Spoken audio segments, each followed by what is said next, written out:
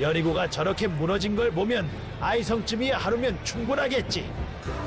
2, 3천 명만 보내도 충분할걸요? 굳이 전군을 움직일 필요도 없겠어요. 하지만 이번에도 여호와께 여쭈어야 하지 않겠습니까?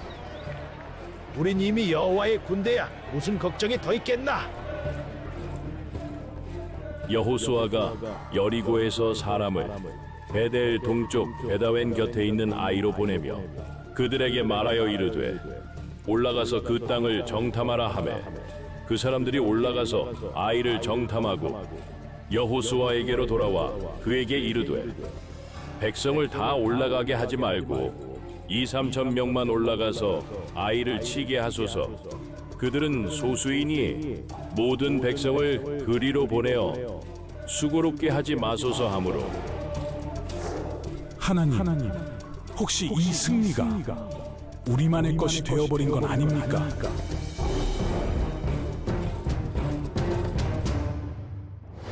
안녕하세요. C채널 방송 조PD입니다. 오늘도 함께 말씀 속으로 깊이 들어가 보려 합니다. 여러분과 함께 걸어가는 이 여정, 그 한 걸음 한 걸음이 은혜의 시간이 되길 소망합니다. 우리는 때로 승리의 순간이 모든 것을 해결해 줄 거라 믿습니다. 하지만 전쟁은 단지 싸움만이 아니라 사람의 내면과 공동체의 상태까지 들여다보는 하나님의 시험대가 되기도 합니다.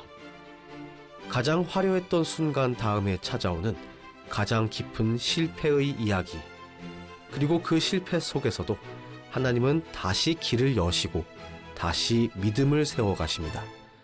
지난 시간 이스라엘 민족은 마침내 약속의 땅 가나안으로 들어섰습니다. 요단강을 마른 땅처럼 건너는 기적, 그리고 난공불락으로 여겨지던 여리고성의 붕괴까지, 그 모든 순간은 하나님께서 함께하신 믿음과 순종의 여정이었습니다. 이제 이스라엘은 승리의 기세를 이어 가나안 땅의 더욱 깊은 곳으로 진군하려 했습니다. 그러나 그들은 곧 생각지도 못한 첫 번째 패배를 마주하게 됩니다. 이번 이야기는 여리고를 무너뜨린 이스라엘이 곧바로 작은 성읍 아이성 앞에서 스스로 무너지는 이야기입니다. 한눈에 보기엔 병력도 작고 성벽도 낮은 성읍, 전투 준비조차 가볍게 여기던 이스라엘은 그 싸움에서 충격적인 패배를 당하게 됩니다. 도대체 왜? 하나님이 함께 하신다면 어떻게 이런 일이 일어날 수 있는 걸까요? 오늘 우리는 승리 이후의 방식, 그리고 공동체 안에 있는 작은 죄가 어떻게 하나님의 뜻을 가리고 전쟁의 결과를 바꿔 놓는지를 함께 살펴보려 합니다. 하나님과 함께한 여정에도 불구하고 이스라엘은 또다시 인간의 연약함을 드러냅니다. 그리고 하나님은 그 실패 가운데서도 그들을 다시 일으키시고 더 단단한 민족으로 만들어 가십니다. 오늘 이 시간을 통해 우리는 하나님 앞에서의 정결함이 무엇인지, 공동체의 죄가 어떤 결과를 낳는지 깊이 묵상하는 시간이 될 것입니다.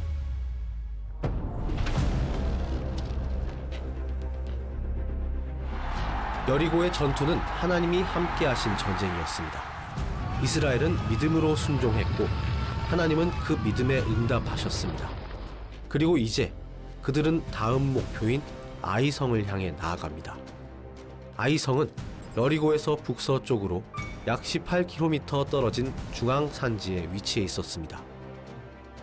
베델 근처에 있는 이 도시는 지형적으로 보면 가파른 언덕에 자리 잡고 있었고, 좁은 골짜기를 사이에 두고 양쪽으로 높은 능선이 형성돼 있어 군사적으로는 적은 수의 병력만으로도 방어하기 매우 좋은 곳에 자리 잡은 요새였습니다. 크기는 비교적 작았습니다. 성벽도 여리고처럼 거대하거나 두터운 구조는 아니었죠. 그래서 이스라엘 백성에게는 쉽게 정복할 수 있는 상대로 보였을지도 모릅니다. 아이란 성을 알기 위해서는 지리적인 상황을 알아야 됩니다. 여리고는 요단 계곡 해수면보다 낮은 곳에 있었습니다. 근데 바로 앞에 중앙산지가 시작되는데 그곳이 바로 이스라엘 민족이 주로 머무르게 되는 곳입니다. 중앙산지를 관통하는 길이 있는데 족장들의 도로라고 하는 길입니다. 성경에서는 족장들의 도로라고 하는 말을 쓰지 않고 다른 이름으로 되어 있습니다. 그런데 이 아이성은 이스라엘 중심부를 지나가는 산악도로 바로 옆에 있는 도시였습니다. 바로 옆이 그 유명한 베델이었습니다. 그리고 성경에 보면 최소한 죽임을 당한 아이성 사람들이 12,000명이라고 기록되어 있거든요. 그러면 최소한 12,000명이 넘게 사는 그 당시 인구로 보면 큰 성읍이었습니다. 다만 작은 성읍이란 뜻은 여리고보다 작다고 하는 거죠. 저는 이제 두 성을 비교해 보면 여리고보다는 작았지만 그렇게 작은 성은 아니었습니다. 이 아이라고 하는 성은 이스라엘 민족이 가나안 땅에 들어가기 오래전부터 사람들이 살던 중요한 성읍이었습니다. 그런데 이스라엘 민족이 그 어려운 여리고를 기적적으로 함락시키는 엄청난 하나님의 역사를 체험했습니다. 그런데 좀 가볍게 보던 그 아이성을 점령하지 못하고 최초로 가나안 땅에서 전사자가 생기는 충격 속에서 그들은 아이성의 그 전투를 통해서 이스라엘 민족은 큰 어려움을 겪게 되었습니다. 또한 여리고를 정복한 직후였던 만큼 아이성 주민들은 이스라엘의 존재를 이미 인지하고 있었고 경계심도 매우 높아진 상태였습니다. 고고학자들의 발굴 결과에 따르면 아이성은 이스라엘 민족이 출애굽해서 오기 이전부터 가나안 사람들이 오래전부터 자리 잡고 살던 큰 도시였습니다. 상당히 오래된 방어시설과 마을터가 존재하는 것으로 확인되었습니다. 그렇기에 단지 작은 규모만으로 무시하고 덤벼들 수 있는 상대는 아니었던 셈입니다. 이스라엘은 이 도시를 과소평가했고 하나님의 명령 없이 곧바로 싸움을 시작했습니다. 이스라엘의 정탐꾼들은 이 성을 둘러보고 그리 많은 병력을 동원할 필요조차 없다고 판단했습니다. 이 백성 전체를 다 올라가게 하지 마시고 그중 2-3천 명만 올라가 공격해도 충분할 것입니다. 그들은 소수이니 모두를 수고롭게 하지 마시지요. 그들은 이전 여리고 전투와는 달리 기도도 준비도 하나님의 지시도 없이 상식과 눈에 보이는 계산만으로 판단했습니다. 이스라엘은 여호수아의 명령에 따라 소수의 병력을 보내 전투를 시작합니다. 그러나 그 결과는 충격적이었습니다. 저들 우리가 예상한 규모가 아니야.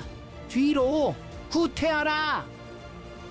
이럴 리가 없어. 왜 하나님이 우리와 함께하지 않으시는 거지? 저들을 물리쳐라. 산 아래로 내쫓아라. 누구도 이 안에 들여보내지 마라.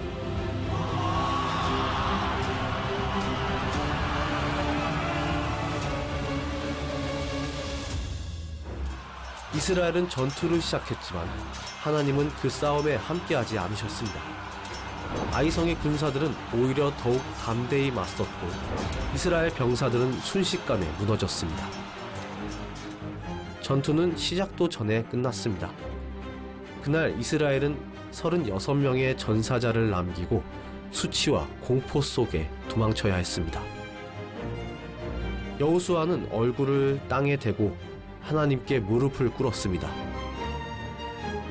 주여, 어찌하여 이 백성을 요단을 건너게 하셔서 이방인의 칼에 쓰러지게 하셨나이까? 차라리 우리가 요단 저편에서 머물렀더라면 더 나았을 것을. 오 주여, 이스라엘이 그 원수들 앞에서 등을 돌렸습니다. 이제 가나안의 모든 족속이 이를 듣고 우리를 둘러싸며 주의 이름을 이 땅에서 끊으려 할 것입니다.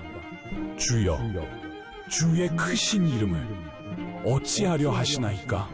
도대체 왜 이런 일이 벌어진 것입니까?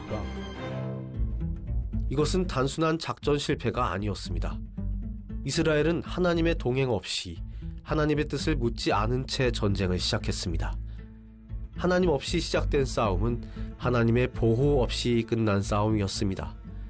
그리고 그 패배의 원인 뒤에는 아무도 몰랐던 단 한 사람의 죄가 숨어 있었습니다. 이스라엘 진영 안에 감춰 있었던 죄. 하나님께 바쳐야 했던 것들을 자기 이익을 위해 또 욕심을 위해 몰래 훔친 죄. 이것이 아이성 전투에서 패배한 진짜 원인이었습니다. 이스라엘은 아직 몰랐습니다. 단 한 사람의 불순종이 온 민족의 패배를 불러올 수 있다는 것을. 그날 밤 하나님은 여호수아에게 말씀하십니다. 이스라엘이 범죄하였다. 그들이 나의 언약을 어기고 바친 물건을 도둑질하고 감추었도다. 몸이 좀 지치긴 했지만 하나님이 명하신 대로 줄곧 움직였던 이스라엘. 그런데 하나님은 이스라엘이 언약을 어기고 물건을 도둑질했다는데 도대체 무슨 일이 벌어진 걸까요?